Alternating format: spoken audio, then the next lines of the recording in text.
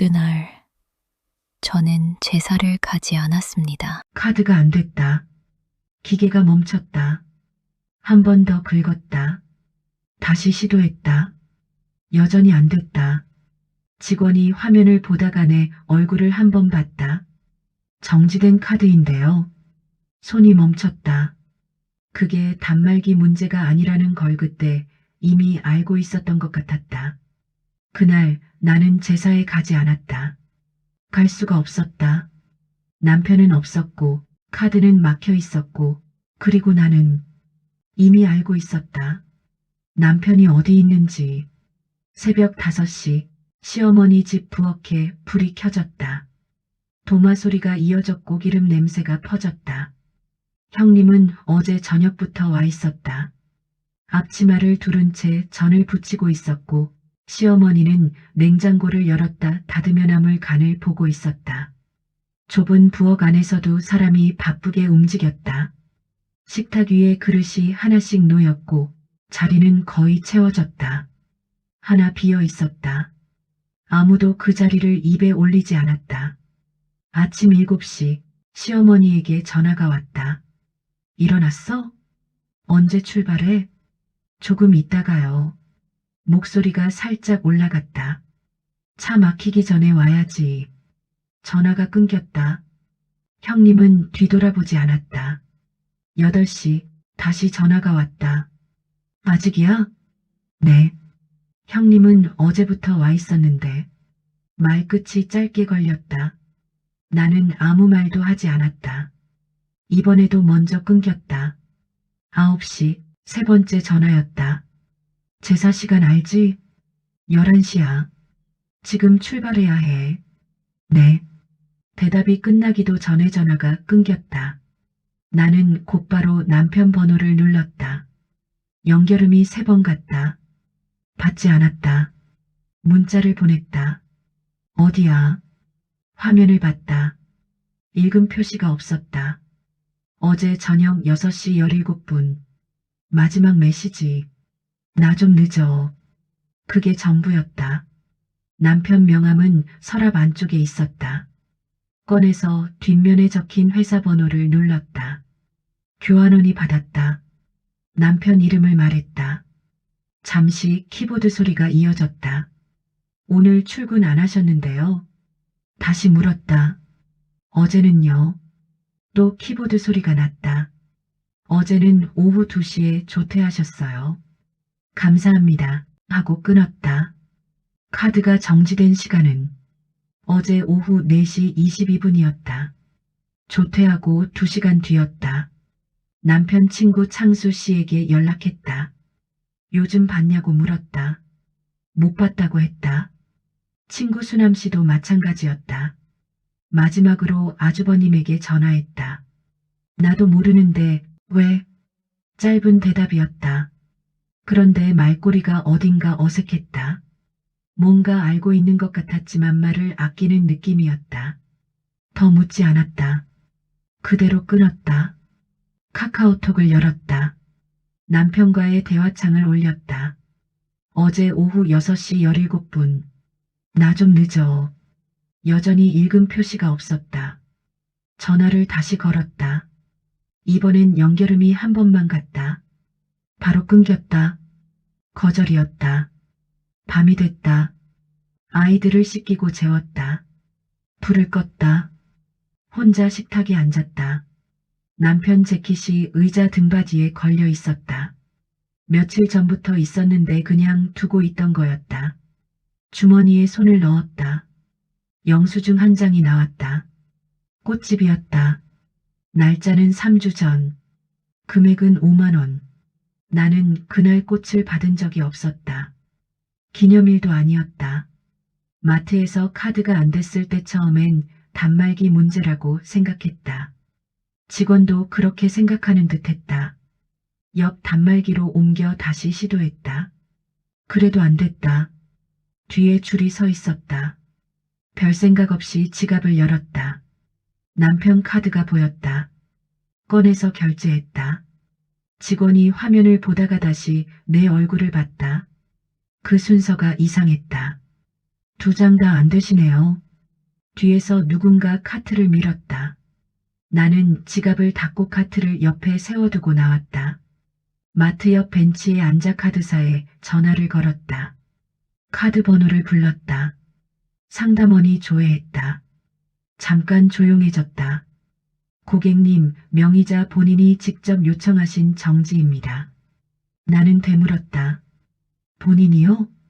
네, 어제 오후 4시 22분에 연락 주셨습니다. 취소는 어떻게 하냐고 물었다.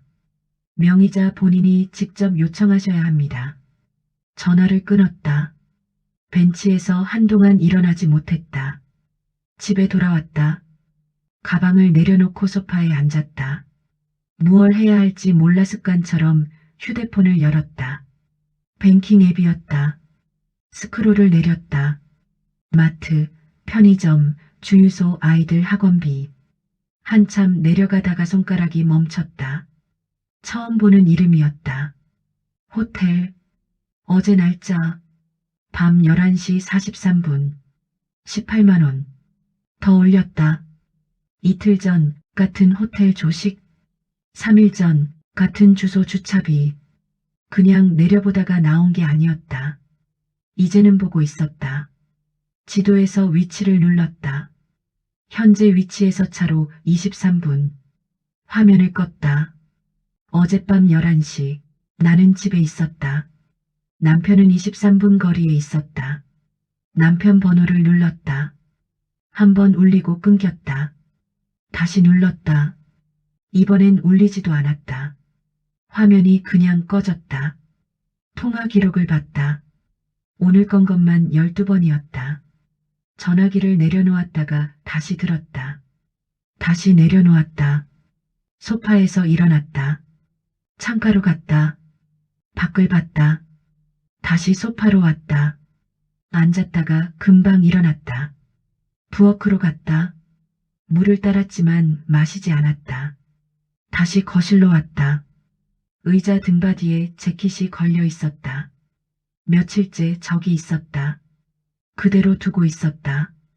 가까이 가서 들여다봤다. 주머니가 불룩했다. 손을 넣었다. 차키였다. 남편 차키였다. 현관으로 갔다. 남편 신발이 있었다. 창문으로 주차장을 봤다. 남편 차가 그대로 서 있었다. 차도 없이, 키도 없이 어제 오후 2시에 나간 거였다. 남편 번호를 다시 눌렀다.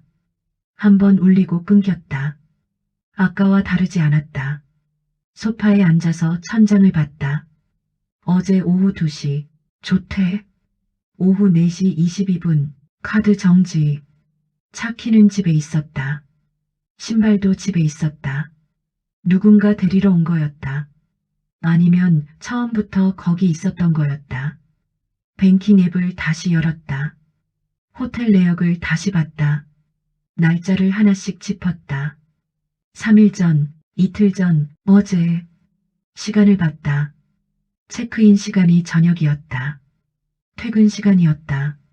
매일이었다. 가방이 없었다. 현관 쪽 짐 두는 자리를 봤다. 남편 출장 가방이 없었다. 평소엔 저기 있었다. 충전기는 꽂혀 있었다. 폰 충전기가 아니었다. 노트북 충전기였다. 남편 노트북은 없었다. 충전기만 남아 있었다. 번호를 다시 눌렀다. 이번엔 울리지도 않았다. 바로 꺼졌다. 전화기를 식탁에 내려놓았다. 그냥 앉아 있었다. 밖에서 아이들 뛰는 소리가 들렸다. 아랫집이었다. 전화가 울렸다. 화면을 봤다. 시어머니였다. 손가락이 화면 위에서 멈췄다. 2번 울렸다. 3번 울렸다. 4번째에 받았다. 아직도 안 왔어? 말이 끊기지 않고 이어졌다. 제사가 몇 시인지 알기는 해? 짧게 대답했다. 네. 시어머니가 잠깐 말을 멈췄다. 더 말하라는 듯 했다. 오늘이 어떤 날인지 알지? 형님은 어제부터 와서 전 다 부쳤어. 나물도 다 했고. 대답하지 않았다. 며느리가 제삿날에 안 오면 어떻게 해? 기본이 있어야지. 목소리가 조금씩 올라갔다. 할 말이 없었다. 정말 아무 말도 할 수 없었다. 지금 바로 출발해. 전화가 끊겼다. 시어머니가 먼저였다.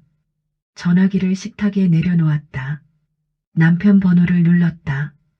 바로 꺼졌다. 다시 눌렀다. 결과는 같았다.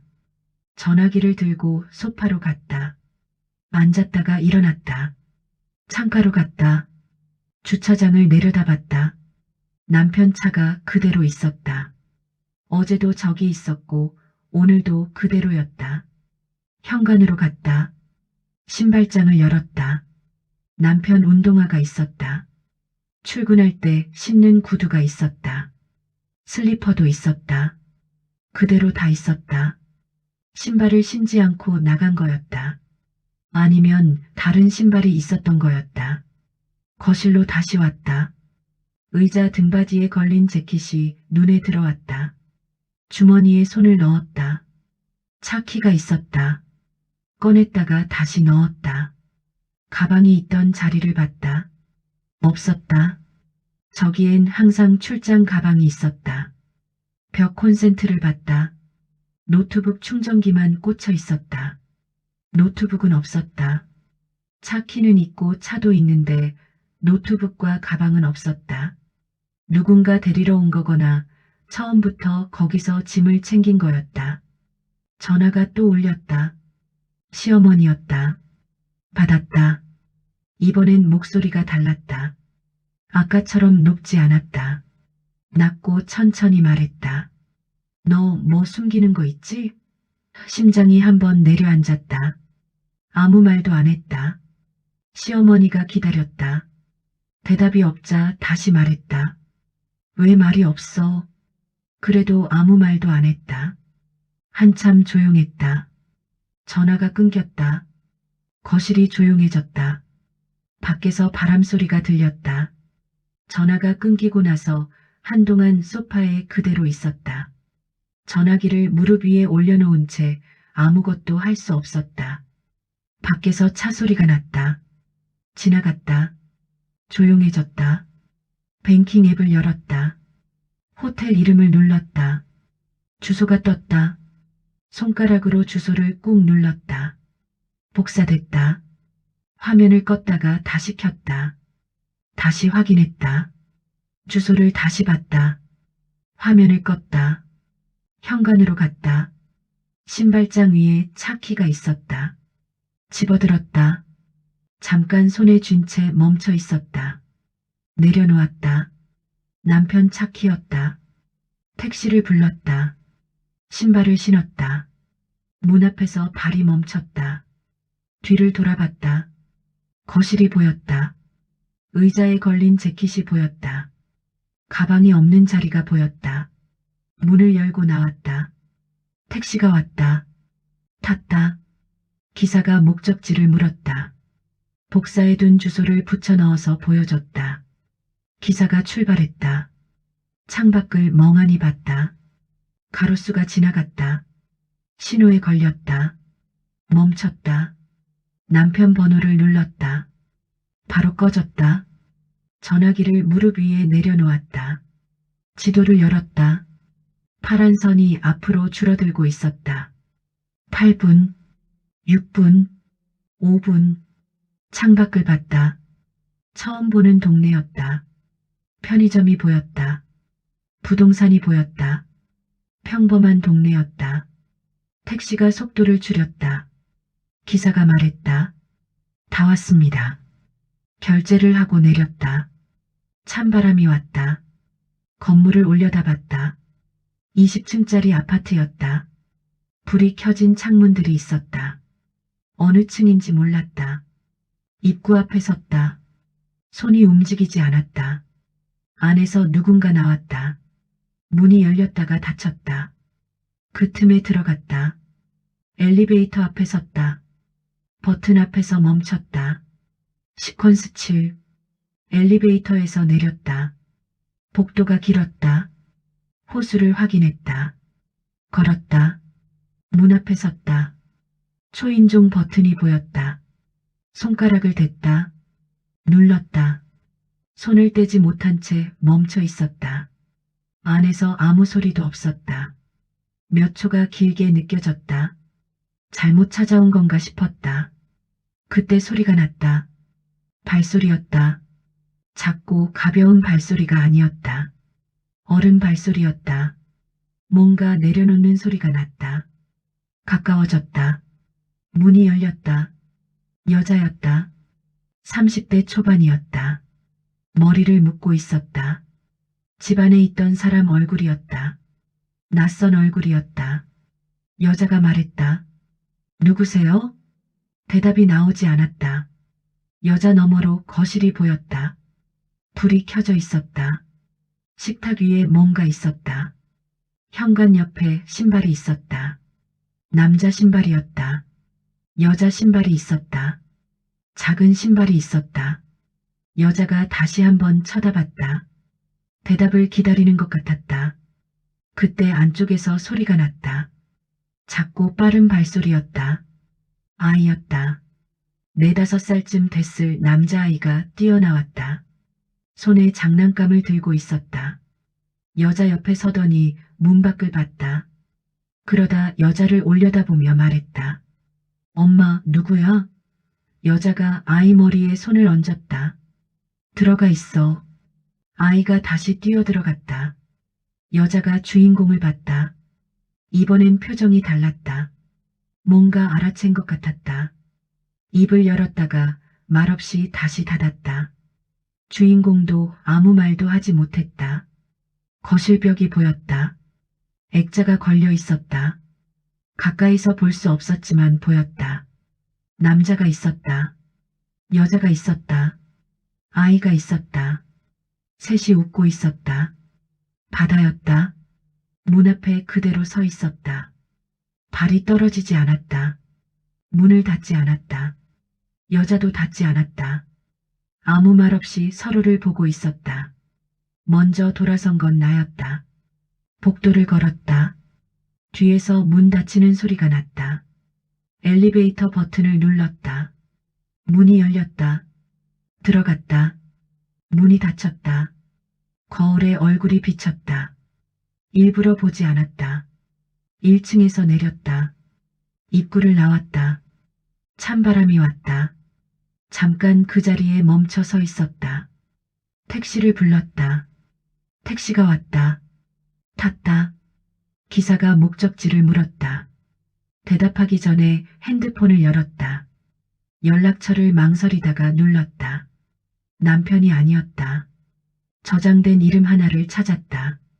변호사였다. 예전에 지인한테 받아뒀던 번호였다. 한 번도 누른 적 없는 번호였다.